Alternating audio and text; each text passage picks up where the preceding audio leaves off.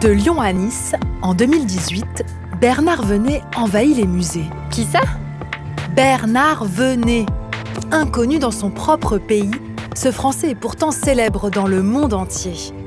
En passe de conquérir enfin son pays natal, le créateur de ces sculptures monumentales est déjà une superstar aux États-Unis.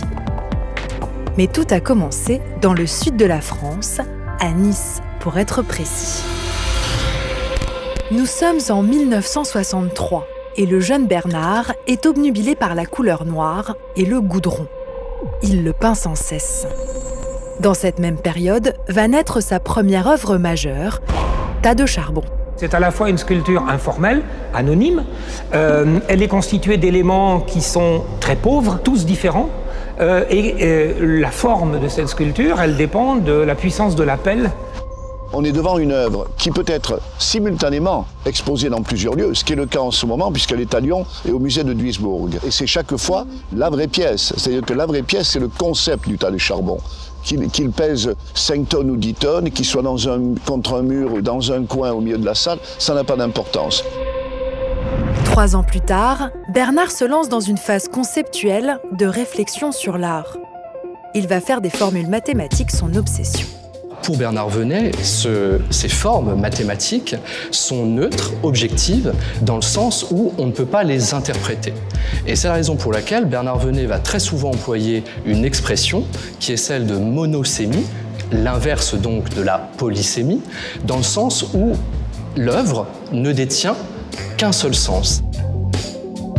Pourtant, Bernard Venet s'en défend. Il n'est pas mathématicien et surtout, il n'a jamais été très bon en mathématiques. J'utilise les maths pour des raisons qui sont spécifiques à l'art. C'est-à-dire que ça me permet d'élargir le champ de l'art. On n'avait jamais vu dans l'histoire de l'art des tableaux avec des équations mathématiques.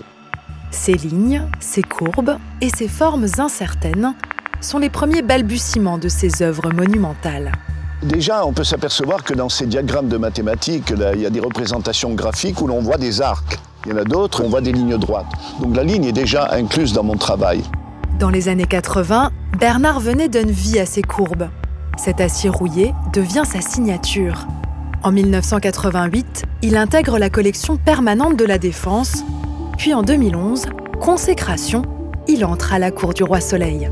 Bernard Venet aime, je dirais, jouer avec le patrimoine, opposer des réalités actuelles, des techniques actuelles, à cette histoire qui un jour a été nouvelle, mais qui est, et l'exemple de Versailles est manifeste, qui est devenue patrimoniale, qui est quelque chose qu'on ne touche plus.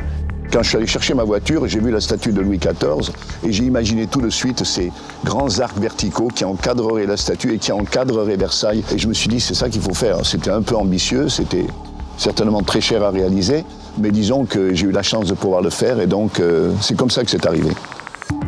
Du concept à la sculpture, en passant par la peinture, Bernard Venet est polyvalent et au cours de sa carrière, il n'a pas cessé d'innover.